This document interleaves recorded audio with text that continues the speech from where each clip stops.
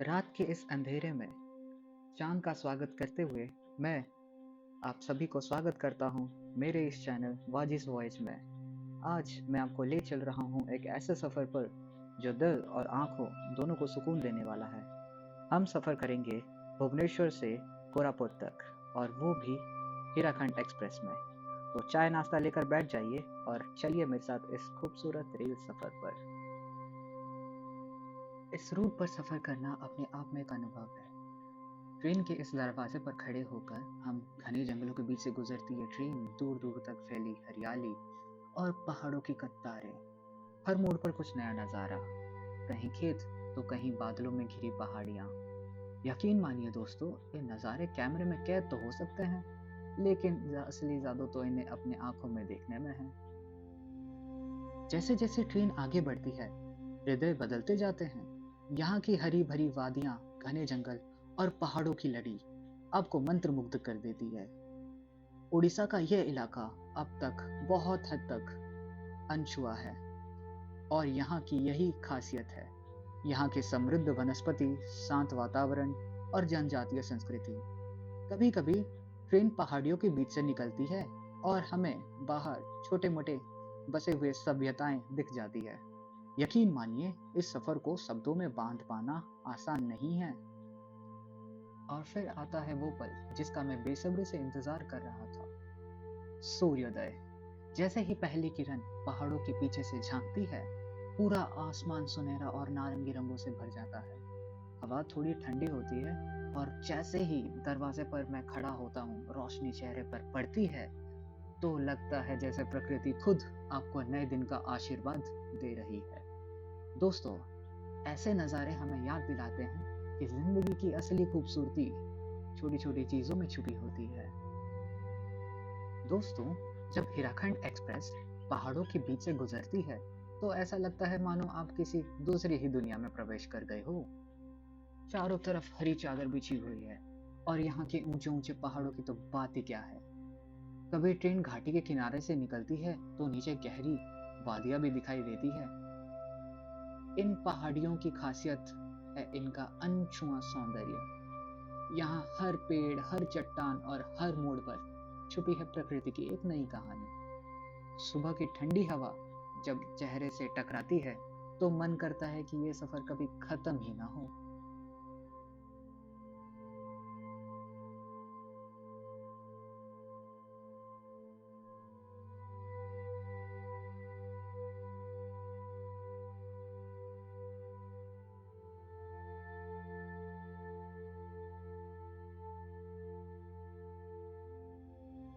दोस्तों, जरा इस नज़ारे को देखिए। चारों तरफ ऊंचे ऊंचे पहाड़ खड़े हैं और उनके बीच ऐसा लग रहा है जैसे बादल धरती पर उतर आए हैं। इस दृश्य सच में किसी पेंटिंग से कम नहीं लगता है। दोस्तों, अगर कभी आपको लगे कि जिंदगी की भागदौड़ बहुत भारी हो गई है तो बस एक बार इन बादलों से ढके पहाड़ों को देख लीजिए। यकीन मानिए, आपको महसूस होगा कि जिंदगी वाकई खूबसूरत है। ट्रेन कभी सुरंग से निकलती है और अचानक उजाले में आती है। हालांकि मैं ट्रेन से सुरंग का तस्वीरें खींच पाने में असमर्थ रहा, पर वो अनुभव क्या ही होते हैं। ट्रेन जब सुरंग से निकलते हैं तो सामने दिखते हैं हरे भरे जंगल, जहां सूरज की किरणों पत्तों से छनकर नीचे गिरती है। वो चमकता हुआ नजारा किसी कांच की पेंटिंग जैसा लगता है। यहाँ की हरियाली सिर्फ दिखाने में सुंदर नहीं बल्कि जीवन को एहसास भी करवाती है। और हाँ, इन पहाड़ियों का एक अलग ही रंग है। बरसात में ये और भी हरा हो जाता है, जैसे किसी ने ब्रश से नया रंग भर दिया हो। सर्दियों में धुंध इन वादियों को ढक लेती है और गर्मियों में यहाँ की ठंडी हवाएं राहत देती है।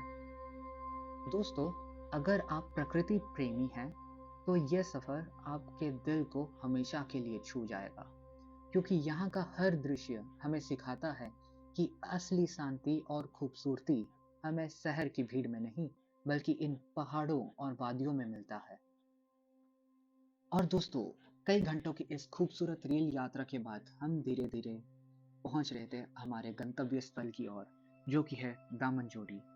दमन जोड़ी को अक्सर लोग सिर्फ एक छोटे से टाउन के रूप में जानते हैं, लेकिन असल में ये जगह प्राकृतिक सुंदरता और पहाड़ी संस्कृति से भरी पड़ी है। यहाँ की घाटियां, दूर तक फैले जंगल और आसमान से बातें करते पहाड़। ट्रेन से उतरकर थोड़ा बहुत आराम करके मैंने ये सोचा, क्यों ना मैं आपको कोरापुट के दिल में बसे एक अद्भुत और पवित्र स्थल ले जाऊं, जिसे हम शबर श्री क्षेत्र भी कहते हैं। ये जगह इतनी खास है कि इसे लोग दूसरा पूरी भी कहते हैं। अब आप सोच रहे होंगे क्यों? तो चलिए इसकी कहानी भी सुन लेते हैं।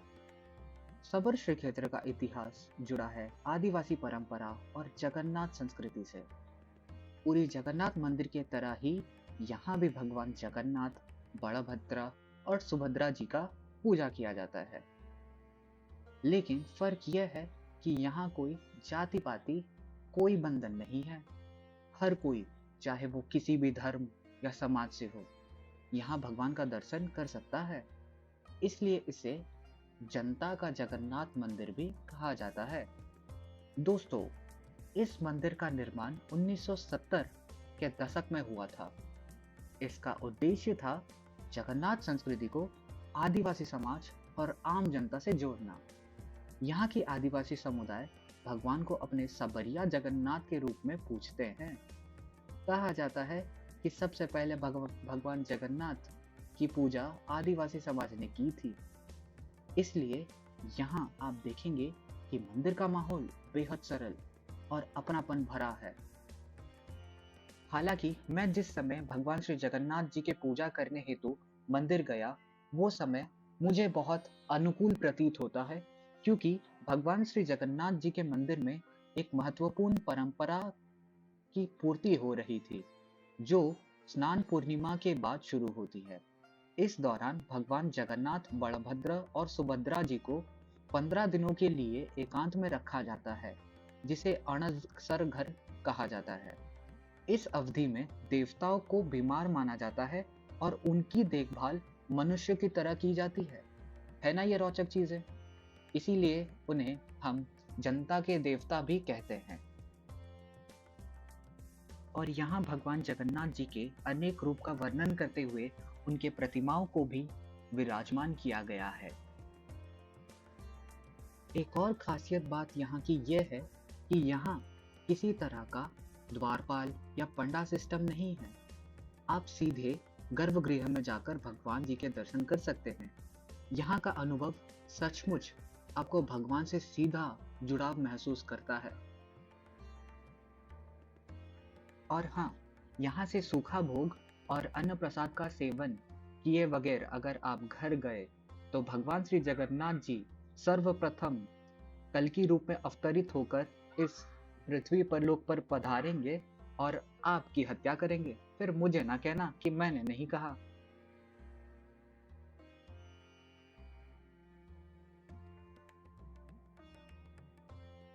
दोस्तों, अगर आप कोरापुट घूमने आए, तो सबर श्री क्षेत्र आना बिल्कुल ना भूलें।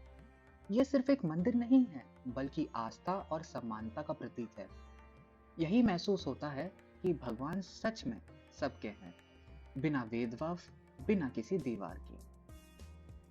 और मंदिर से विदा लेते हुए मैं निकल पड़ा यात्री निवास की ओर, जहां मैं रह रहा था। अगर आप कोरापुट में सस्ते या फिर अल्प शुल्क में रहना चाहते हैं, तो आप इस जगह को ज़रूर देखें। यहाँ आपको एसी या फिर फ्रिज ये सब की सुविधाएं नहीं मिलने वाली, पर रहने योग्य एक कमरा ज़रूर मिल जाएगा। पहाड़ से उतरकर इस रास्ते पर चलने का अनुभव कुछ और ही है। यह अनुभूति अक्सर आपको दार्जिलिंग या फिर सिक्किम जैसे शहरों में मिलती है, लेकिन ये वो नहीं है। ये है कोरापुट। यहाँ से आपको मनमोहक दृश्य दिखेंगे, शहर के घरों का या फिर हरियाली और यहाँ के ऊंचे ऊंचे पहाड़ों का। तो अगर आप कोरापुट आ रहे हैं, तो ज़रूर यहाँ आइएगा। रास्ते की अंतिम की ओर आपको ज्ञान मंदिर के साथ साथ ट्राइबल कल्चर रिसर्च सेंटर को देखने को भी मिलेगा। तो दोस्तों, आज की ये यात्रा यहीं तक।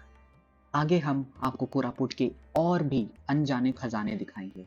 अगर वीडियो अच्छा लगा हो तो लाइक, शेयर और सब्सक्राइब ज़रूर करें, क्योंकि सफ़र अभी जारी है और साथ में हम खोजेंगे भारत की अनदेखी, अनसुनी कहानियाँ मेरे साथ।